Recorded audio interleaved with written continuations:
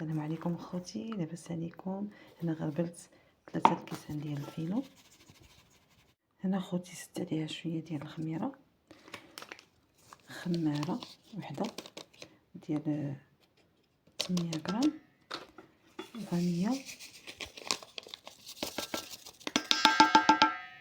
بيضه وحده،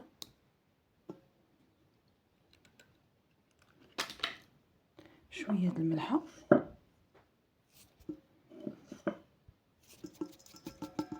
و4 الكيسان ديال الماء، ونخلطو.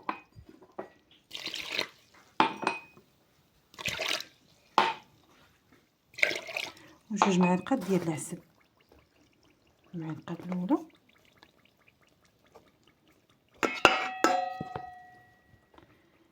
والمعلقه الثانيه، ونخلطو ان شاء الله.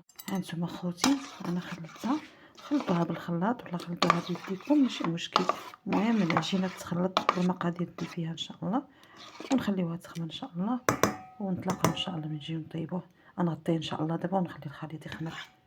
كيجيو زوينين ديال الفينو، شاركتهم معكم ان شاء الله يا ربي يعجبوكم.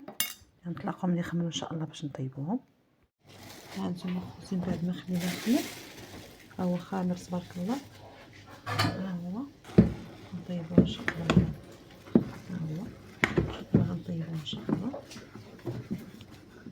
هانتوما خوتي غندير الزيت باش ما تسقليش في شي مقله ما كتلصقش، صافي وكندير فيها ان شاء الله.